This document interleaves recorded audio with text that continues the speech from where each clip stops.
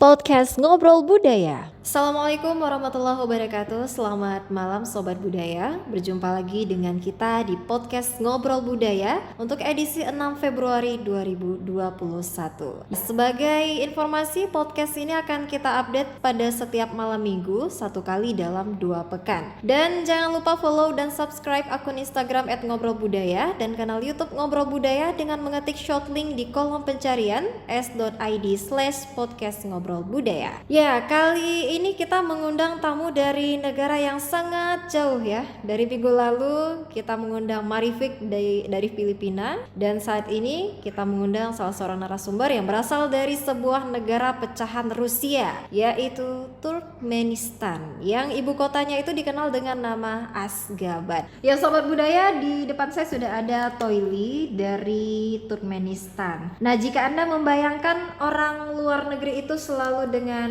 tampilan rambut pirang, kulit putih, mata besar ya, ataupun hidung mancung. Nah, kalau Anda melihat secara langsung sosok Toili hari ini, saya bisa katakan bahwa dia seperti orang Aceh pada umumnya. Tapi dalam kategori ya, orang Aceh yang masuk kategori handsome. Assalamualaikum Toili. Waalaikumsalam. Ya, Toili ini adalah mahasiswa di Universitas Syah Kuala ya? Iya. Ya. Baik, untuk lebih lengkapnya kita minta kepada Toili untuk memperkenalkan diri dalam bahasa Indonesia dan satu lagi dalam bahasa Turkmenistan. Assalamualaikum, perkenalkan nama saya Toili Ashif Agasaparovich. Saya berasal dari Turkmenistan. Saat ini kuliah di Unsyah di MIPA jurusan Informatika. Baik, kemudian dengan bahasa khasnya Turkmenistan, bahasa Turkmen ya? Oh ya, bahasa Oke, Turkmen. coba bisa diperkenalkan. Benim adım Toili Ashif Agasaparovich. Ben Turkmenistan'dan şu an Syah Kuala Üniversitesi MIPA Fakültesi Informatika Departemen okuyan. Wah, saya nggak tahu satu pun artinya ya. Cuman tadi ada kata-kata unsiah, itu yang saya tahu. Nah, Toili, ini panggilannya ya. Iya, Kak. Baik, Toili, ini saya mau tanya-tanya lebih lanjut ya tentang negara Turkmenistan dulu, karena banyak nih teman-teman yang belum tahu atau bahkan baru mendengar bahwa ada negara yang bernama Turkmenistan. Apakah ini ada hubungannya dengan Turki atau seperti yang kami sebutkan tadi, ini adalah negara pecahan Rusia? Boleh dong cerita sedikit tentang itu? Negara Turkmenistan yaitu dapat merdeka tahun 1991. Ya, dulu itu di bagian Uni Soviet. Iya. Seperti negara Kazakhstan, Uzbekistan. Jadi 15 negara itu dapat merdekanya tahun 1991. Ya, berarti dari 15 negara itu salah satunya adalah Turkmenistan. Ya. Itu negaranya berada di tengah Asia. Jumlah populasi 5 juta. Negaranya 70% pasir. Apa ya? Ya, padang pasir. Ya, padang pasir. Oke, kita skip dulu itu. Ini kita mau tanya. Bahasa yang digunakan di negara Turkmenistan itu apakah ada bahasa Rusia juga, karena mengingat dulu kan itu adalah satu gabungan dengan Rusia, atau memang ada bahasa sendiri yang digunakan di negara Turkmenistan? Bahasanya itu yang bahasa dipakai bahasa daerah bahasa Turkmen. Kalau bahasa kedua kebanyakan orang bisa berbahasa Rusia. Rusia. Ya, dan juga di sekolah juga diajar bahasa Rusia, bahasa Inggris dan bahasa Turkmen juga. Jadi di sana tidak banyak tidak banyak bahasa. Mereka cuma pakai bahasa Turkmen satu aja. Satu aja. Ya, di semua daerah. Misal di sana ada 5 provinsi. Jadi kamu bisa komunikasi dengan bahasa Turkmen di semua provinsi itu. Oke, berarti tidak ada kaitan dengan Turki ya? Iya, tidak ada. Atau misal kalau dengan bahasa Turki itu orang Turkmen di sana bisa paham bahasa Turki. Tapi orang Turki tidak bisa paham bahasa Turkmen. Itu iya. Oh begitu. Tadi Toili mengatakan bahwa bahasa Rusia itu masih diajarkan di sekolah, tapi tidak digunakan oleh masyarakat umum sebagai bahasa sehari-hari. Kenapa? Ya, bahasa Turkmen itu bahasa sendirinya bahasa Turkmen. Jadi lebih enak sih pakai bahasa sendiri. Oh gitu.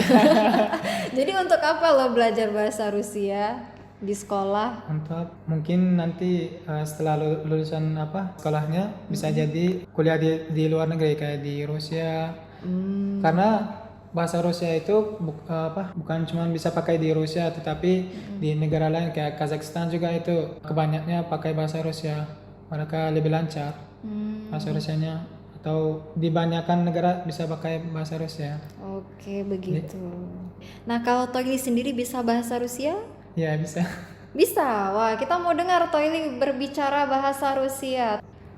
Меня зовут Тойли Ашиф Сафарович. Я из Туркменистана. В данный момент учусь в университете Шейх Куала в факультете МИПА, департамент информатика. Oh gitu. Wah. Bahasa tidak bisa ditiru, serius. Harus belajar secara khusus ya. Oke, nah dengan di Aceh sekarang, Toili kan belajar bahasa Indonesia. Berapa lama? Sudah 2 tahun lebih. 2 tahun lebih. Kira-kira setelah belajar 2 tahun ini, berapa persen bahasa Indonesia itu berhasil dikuasai? Mungkin 70%. 70%? Kenapa Karena- 70%? Ya, karena kadang-kadang kayak ada yang kata-kata yang saya belum paham, belum ngerti, atau belum tahu artinya gitu. Jadi tidak begitu lancar kayak 100% lah. Oh iya, berarti masih kadang-kadang agak bingung juga ya. Ini mau menyebutkan ini apa bahasa Indonesianya ya? Iya, Oke. gitu juga. Baiklah. Nah, kita kembali lagi dengan Turkmenistan. Jadi tadi Toili sudah menceritakan singkatnya ya sejarah terbentuknya Turkmenistan. Nah, setiap negara itu kan pasti punya ikon khas tersendiri ya. Nah, Iya, kalau di Turkmenistan itu apa yang menjadi ciri khasnya? Misalnya di emblem Turkmenistan, di situ ada di gambar itu ada gandum, ada kapas, Ya. ada 5 bintang dan bulan. Terus di tengah itu ada kuda. Kenapa? Karena kuda itu dihargai sama dari dulu juga, dari orang zaman-zaman dulu orang Turkmen itu hargai kuda. Jadi Turkmenistan itu bisa dikenal dengan kuda juga. Kuda yang paling tercantik di dunia itu kuda Turkmen, namanya kuda Akhalteke. Oh, kuda Akhalteke. Iya. Itu jadi gambar dari emblem Turkmenistan. Iya, di tengahnya. Oke. Yang di tengah ini ya. Benderanya warna hijau ya. Iya, benderanya warna hijau. Warna hijau, kemudian ada ya 5 ikon tadi itu udah. Ya, itu 5 ikon itu mengarti di Turkmenistan ada 5 provinsi. Nah, jadi masing-masing provinsi itu punya masing-masing ikon. Jadi digambarkan itu emblemnya. Oke, begitu. Baik. Nah, kemudian di Turkmenistan juga saya dengar itu banyak bangunan-bangunan bersejarah. Selain bangunan bersejarah juga ada satu istilah White Marble City. Iya. Nah, barangkali ini bisa diceritakan sedikit oleh Toili. Apa sih itu maksudnya? Ya, ibu kota Ashgabat itu masuk ke Guinness Record sebagai White Marble City. Jadi ibu kota itu hampir semua bangunan itu dengan marmer putih. Itu alasannya kenapa? Karena di musim panas degree itu bisa jadi sampai 50 derajat panasnya. Wow. Nah, biar panasan itu ditarik sama warna putih, jadi ya bangunannya hampir semua gitu dengan marmer putih gitu. Wah, berarti orang Turkmenistan ini orang kaya-kaya ya. Karena kan kita tahu bahwa marmer itu harganya tinggi sekali. Iya, karena kalau sumber daya alam itu, kalau dengan gas itu di Turkmenistan itu negara keempat di dunia dengan gas. Sumber alami daya dengan gas gitu. Negara yang menghasilkan paling banyak sumber daya alam gas Iya, negara keempat di dunia. di dunia. Iya. Nah, karena sudah disinggung soal gas, saya juga pernah membaca sebuah artikel ya. Di situ disebutkan bahwa ternyata listrik dan gas di Turkmenistan itu gratis. Iya, Iya, benar. Iya. Jadi orang-orang tidak perlu beli, tidak perlu membayar. Ya, tidak seperti di sini misal pergi dan isi gas gitu. Atau ya kalau di sana gas itu langsung digabung ke rumahnya. Bisa pakai kapan saja. Tidak seberapa terbatas. saja. Iya, gitu. Setiap rumah tidak terbatas, suka hati dia mau pakai berapa, Iya, kayak gitu.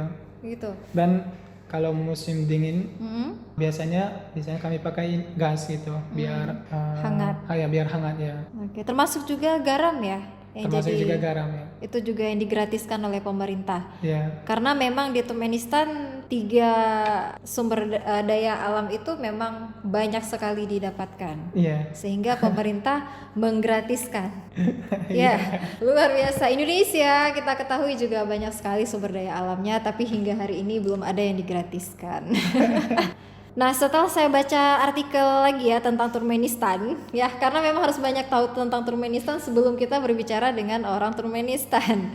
Jadi di sana itu ada satu kawah besar yang mengeluarkan gas alam dan katanya selalu menyala selama lebih dari 40 tahun. Iya, benar. Toili bisa cerita tidak sedikit tentang itu? Itu sekarang jadi salah satu tourism destination, yaitu di salah satu provinsi Turkmenistan bernama Dashoguz. Nama tourism destination itu Darvaza.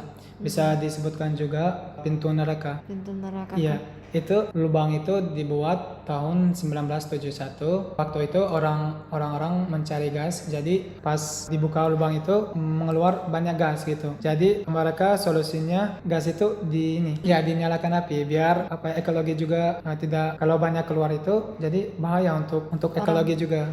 Jadi mereka nyalain api itu, mereka kira itu beberapa tahun setelah itu bisa mati sendiri, tapi sampai sekarang tidak mati-mati. Bahkan semakin luas ya? Atau memang dari sejak dulu ukurannya memang sudah sebesar itu ya? Iya. Lebarnya 60 meter, dalamnya itu sampai 20 meter. Iya, kayak gitu. Ya, wah. Hailey pernah ke sana tidak? Kalau saya belum pernah. Belum pernah. Ada niat ke sana? Ya, ada sih. Itu jauh dari tempat Toili tinggal? Kalau pakai tren gitu bisa jadi sekitar 10 jam. 10 jam? Iya. Berarti berbeda provinsi ya? Iya, beda. Nah, kemudian kita mau tanya juga tentang keyakinan di negara Turkmenistan. Agamanya mayoritas apa? Agama mayoritas Islam, sekitar atas 90% orangnya itu agamanya Islam. Sisanya Kristen, Buddha, nggak ada sih, hampir nggak ada. Cuman Islam sama Kristen. Islam dan Jadi, Kristen ya, saja. Mayoritasnya kebanyakan Islam. Islam. Iya. Nah, kalau di sana mazhab yang dianut mazhab apa? Mazhab Hanafi. Hanafi. Dan sampai hari ini di Indonesia, di Aceh, Toili juga menganut mazhab Hanafi. Mazhab Hanafi, ya. Baik, Toili, kita singgung sedikit tentang budaya. Apa sih yang berbeda antara Turkmenistan dengan Indonesia, khususnya Aceh? Misalnya makanan. Ya, kalau makanan pokok Turkmenistan itu ada makanan dograma, plov, manti, samfa, fici, ya, dan segala macam kayak gitu. Kalau dibandingkan dengan makanan di sini, bedanya di sana orang-orang agak lebih ke suka makan dengan roti. Kalau di sini dengan nasi, selalu nasi sih, nggak ada yang beda-beda juga. Cuma kayak nasi ayam, nasi ikan, ya kayak gitu. Kalau di sana makanannya buatannya dengan tepung, bahan-bahannya sama, cuman ini ya prosesnya kayak beda gitu. Ya, pengolahannya beda ya, dan Iya. hasilnya juga beda. Ada kesulitan nggak makan makanan Aceh? Pernah makan nggak? Kalau ya kesulitannya itu mungkin tentang pedas, karena saya sulit sih kalau makan pedas itu. Di sana orang-orangnya ya makan pedas, cuman levelnya tidak terlalu tinggi kayak di sini. Jadi ya kalau saya di sini di warung-warung saya minta aja jangan pedas atau tanpa pedas gitu. Apa makanan Indonesia yang Toili suka? Atau jangan-jangan nggak ada yang disuka? Kan Indonesia itu kan tidak semua jenis makanannya pedas, ada yang manis, asam, asin. Ya suka sih mungkin ya nasi ayam penyet gitu. Ayam penyet pedas ya? Oh, yang level 1 gitu ya. Ya oke, kayak gitu ya. Kalau di Turkmenistan ada nggak ayam penyet? Ada.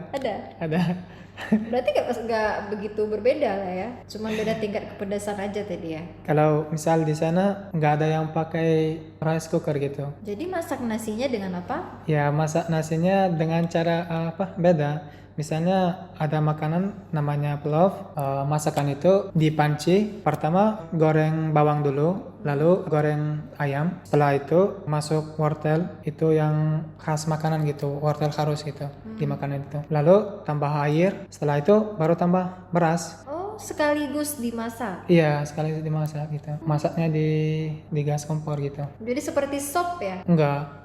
Itu nanti airnya ditarik sama beras gitu kan, jadi itu jadinya kayak nasi sama ayam gitu. Oh, seperti bubur di sini? Bukan juga? Enggak juga. Enggak. Lain lagi. Oh, seperti nasi gurih ya? Ya kayak gitu. Tapi kalau nasi gurih kan santan ya kan, kalau di sana dengan sayur dan dengan daging. Iya kayak gitu.